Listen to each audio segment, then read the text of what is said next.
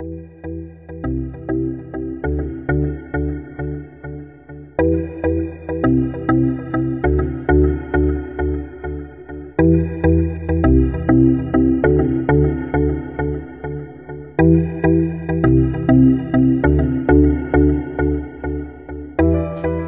à toutes et à tous, soyez les bienvenus sur le plateau de l'interview juridique du mois en direct de la FDV TV de l'Université Jean Moulin Lyon 3. Alors rubrique que vous connaissez bien puisque destinée à présenter l'avis d'un spécialiste sur un point de droit d'actualité. Alors ce mois-ci, nous sommes très heureux puisque nous avons l'immense privilège d'accueillir le professeur Hugues Fulchiron, président de l'Université Jean Moulin Lyon 3 et spécialiste, entre autres, de droit de la famille. Monsieur le Président, bonjour. Bonjour. Alors, vous allez nous entretenir au sujet de l'intérêt de l'enfant, de l'autorité parentale et des droits des tiers, puisqu'un rapport sur ce thème a été remis au Premier ministre le 7 octobre 2009 par le député Jean Leonetti, issu du travail de la mission sur la modernisation de la législation sur l'autorité parentale et le droit des tiers. Alors, il fait suite à la présentation par Nadine Morano, secrétaire d'État chargée de la famille, en mars dernier, d'un avant-projet de loi relatif également à l'autorité parentale et aux droits des tiers, inspiré lui-même d'un rapport de 2006 de la défenseure des enfants, Dominique Versini, traitant des mêmes questions. Alors, je vous poserai un certain nombre de questions en la matière, à commencer par l'accueil de ce texte, enfin de ces différents textes, l'avant-projet et le rapport. Parce qu'on a entendu en effet un certain nombre de professionnels, qu'ils soient juristes, médecins, acteurs de terrain, être plutôt réticents vis-à-vis de ces deux textes, le droit existant offrant déjà selon eux un certain nombre de solutions aux questions soulevées par ces deux textes. Alors comment l'avant-projet et le rapport Leonetti, plutôt divergents finalement l'un et l'autre sur un certain nombre de questions, ont-ils été accueillis et dont un certain nombre de points posent débat aujourd'hui? Alors ce rapport, effectivement, fait suite à un projet de loi qui a suscité, d'une façon un peu surprenante, même si parfois les débats étaient intéressants, une certaine hostilité, à la fois dans le monde juridique, en tout cas pour les juristes qui ont écrit sur le sujet, et dans le monde des psychologues, des psychiatres, des pédiatres, etc.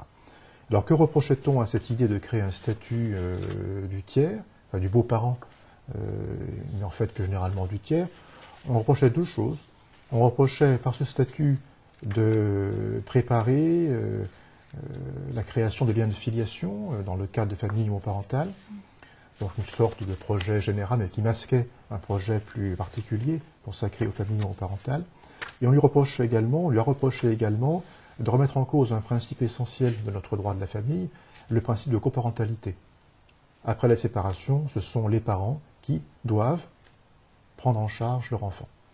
Et, disaient certains, introduire un tiers dans cette relation entre l'enfant et ses pères et mères risquait de décourager finalement un des parents, notamment celui qui ne vit pas au quotidien avec l'enfant, de s'occuper de son enfant, le décourager ou éventuellement lui donner l'impression que finalement un tiers prend en charge l'enfant donc il n'a plus besoin de s'en occuper, et risquait également de perturber l'enfant dans ses relations plurielles avec des adultes de statut différents.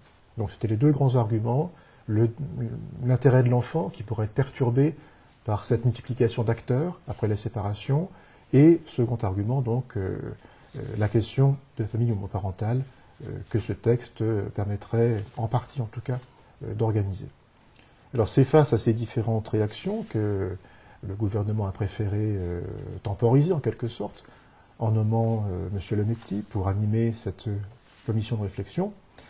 Et il est vrai que le rapport qui a été rendu diffère profondément du projet de loi, puisque le rapport est très en retrait par rapport au projet de loi. Très en retrait à la fois sur la question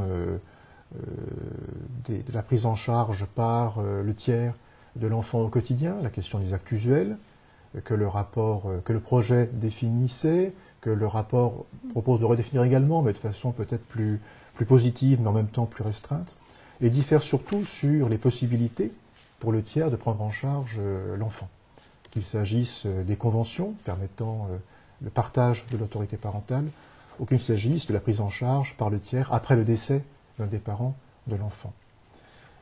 C'est pour cela qu'à mon avis, mais je pense être minoritaire, puisque M. Leonetti parle de quasi-unanimité, donc à mon avis minoritaire, donc, on a affaire ici à une occasion manquée. Une occasion manquée, à la fois pour le tiers en général et pour le beau-parent du couple homosexuel en particulier.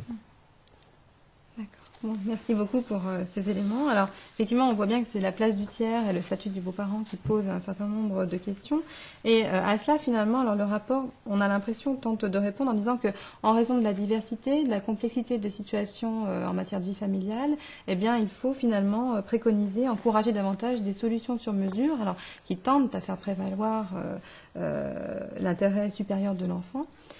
Plutôt que finalement de la définition de règles uniformes. Alors, c'est effectivement le cas, vous en avez parlé, de la médiation familiale, qui est plébiscitée par rapport à la convention de partage homologuée par le juge. Alors, que pensez-vous finalement de cette vision plutôt casuistique du droit de la famille par rapport, ou plutôt au regard de sa cohérence théorique? Mais les solutions qui étaient proposées par le projet de loi étaient elles-mêmes assez souples, puisqu'on passait par le système des conventions homologuées pour qu'il y ait un contrôle de l'intérêt de l'enfant, contrôle effectué par le juge. Donc, l'idée de passer par la médiation, puisque lorsqu'on fait une convention, il faudrait passer par un médiateur pour préparer la convention avant de la soumettre au juge, est une idée intéressante, mais qui est quand même assez paradoxale, parce que qui est gardien de l'intérêt de l'enfant? C'est le juge qui va homologuer. Donc le médiateur, quel va être son rôle? Dans le rapport Levetti, on sent quand même une ambiguïté sur la mission du médiateur.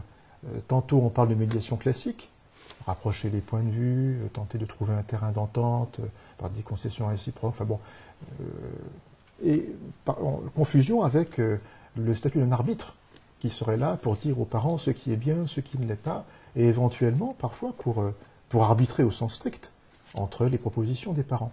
Et dans le texte même du rapport, on parle de médiateur, arbitre, ce qui me semble tout de même extrêmement ambigu, et que devient le juge qui, par derrière, va homologuer la convention, si l'appréciation de l'intérêt de l'enfant est en quelque sorte déplacée vers le médiateur.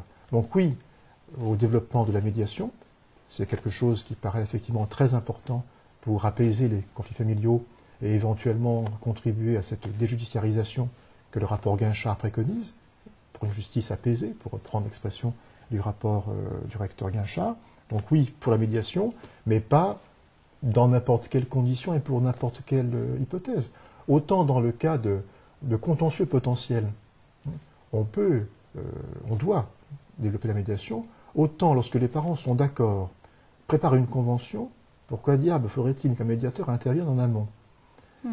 Comme s'il y avait un conflit potentiel qui peut-être n'existe pas, puisque les parents sont d'accord pour préparer une convention permettant à un tiers de prendre en charge au quotidien leur enfant. Donc là, il y a une vision contentieuse du statut du tiers qui me paraît ne pas correspondre forcément à la réalité. Parfois, les gens peuvent s'entendre. Et pourquoi vouloir ce contrôle a priori de l'intérêt de l'enfant avant même que le juge ait à homologuer la convention? Donc on a un déplacement des fonctions qui me paraît assez ambigu, sauf à imaginer ce qui est peut-être la réalité, que le rapport Levetti a souhaité aussi botter en touche et passer par la médiation pour ne pas reprendre des mécanismes qui apparemment suscitent l'inquiétude à la fois d'éminents collègues et de nombre de spécialistes de l'enfance, au sens large du terme. Alors du coup, à quoi doit-on s'attendre alors dans les mois à venir par rapport à l'ensemble de ces textes? Alors je crains qu'on ne s'attende pas à grand-chose, justement. Je crains que ce ne soit le début d'un enterrement du projet d'un statut du tiers, ce qui me semblerait regrettable, à deux points de vue. D'abord parce que un statut du tiers en général me paraît une nécessité, compte tenu du nombre d'enfants qui vivent dans les familles recomposées, et contrairement à ce qui est dit dans le rapport, les solutions actuelles ne sont pas toutes, et loin de là, satisfaisantes, notamment après le décès d'un des parents, et bien sûr pendant la vie commune. On peut bricoler toujours, bien sûr, mais il me semble qu'un statut serait utile juridiquement et aussi utile symboliquement pour marquer que dans notre droit, dans notre société, plus généralement, les rapports de famille sont complexes et qu'il faudra trouver un moyen, un jour ou l'autre, de tenir compte de cette place d'un tiers qui est amené à prendre en charge l'enfant, au moins pendant un certain temps, pendant sa vie, et que cette place est une place qu'il faut occuper par des liens de parentalité et non pas par la création éventuelle de liens de filiation dans le cadre, par exemple, de l'adoption. Donc il faudra bien trouver un statut pour ce tiers, ce beau-parent en général, enfin ce beau-parent en particulier, et ce tiers en général. Et puis c'est aussi, je le répétais, une occasion manquée, et dommage, enfin, à mon avis, que le texte n'aille pas jusqu'au bout, ou risque d'être complètement vidé de sa substance, pour les familles homoparentales. Parce que là aussi, c'est une réalité. Bon. Alors, faut-il passer par la création de liens de filiation, comme le font certains pays, par l'adoption ou par même des présomptions de copaternité ou de comaternité, ou ne faudrait-il pas plutôt passer par des instruments nouveaux correspondant à cette réalité nouvelle? Et ces instruments nouveaux, ce sont là aussi des liens qui consacrent la parentalité, des délégations d'autorité parentale, du partage d'autorité parentale, sans que l'on crée forcément des liens de filiation avec l'enfant. D'ailleurs, la position des associations qui défendent les points de vue des parents gays et lesbiens, pour reprendre le nom de l'association en question, est assez réservée finalement à l'égard du texte. Parce que pour elle, le problème, ce n'est pas de la parentalité, c'est bien de la parenté. Et peut-être serait-il plus sage, dans l'immédiat, de passer par de la parentalité, plutôt que de créer des liens de filiation qui rattachent l'enfant à deux hommes ou à deux femmes. Très bien, merci beaucoup. C'est vrai qu'on aura envie de continuer cette conversation encore un certain nombre de temps. Malheureusement, nous devons rendre l'antenne. Alors, Monsieur le Président, merci beaucoup pour l'ensemble de ces commentaires qui auront permis, j'imagine, d'éclairer l'ensemble de nos étudiants sur cet aspect essentiel du droit de la famille.